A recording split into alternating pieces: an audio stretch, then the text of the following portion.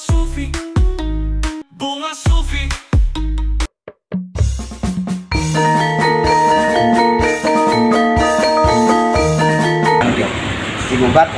Menggugat Pak Dede sebagai nasabah BRI yang sudah lama ya,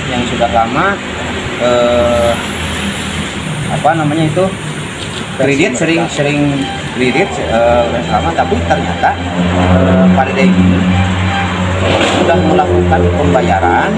Nah, waktu pembayaran itu kan sedang ada COVID-19. Nah, Pak Dede itu berusaha untuk datang ke unit untuk damai, bernegosiasi.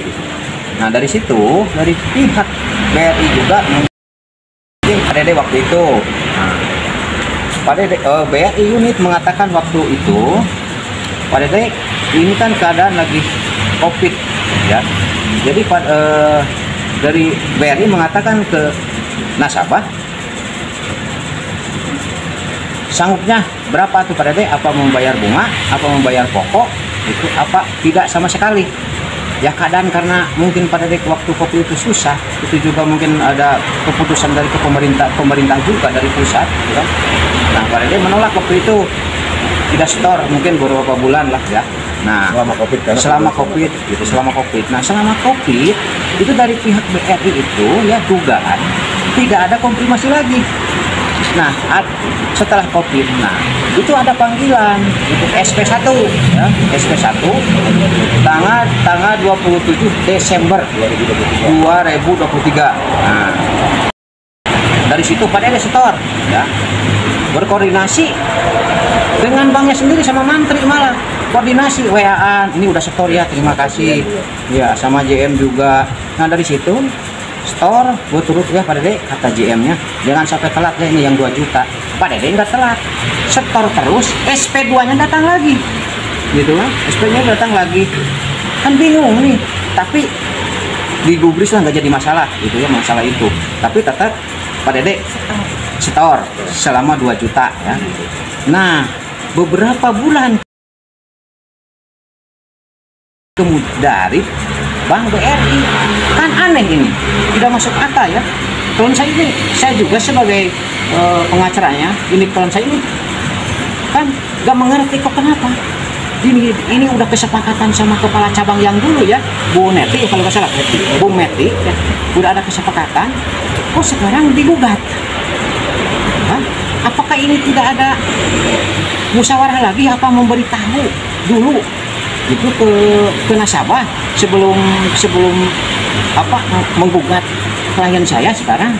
Nah, sampai bulan Agustus pun ya, kemarin tanggal 27 di store selama 2 juta, berarti udah 10 bulan, berarti sebanyak 20 juta. Kemanakan uangnya?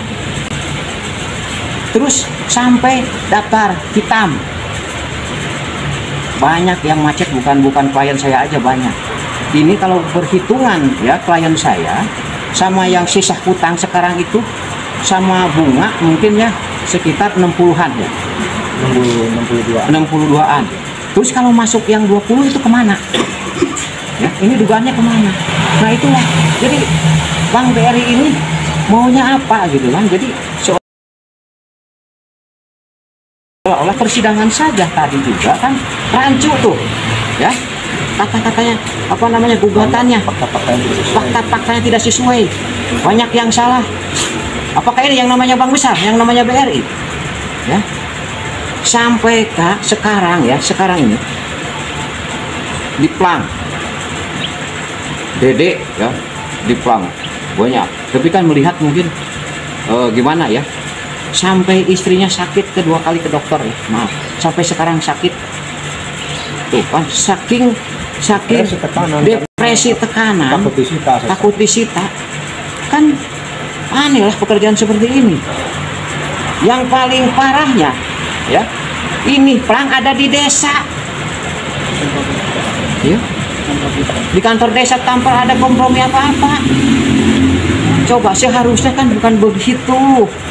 Datanglah secara baik-baik, panggil Pak Dede bagaimana gitu kan, kok setor berjalan, di setor itu kan atas kesepakatan walau tidak tertulis, tapi ini atas kesepakatan antara ibu kepala sama klien saya, kan begitu.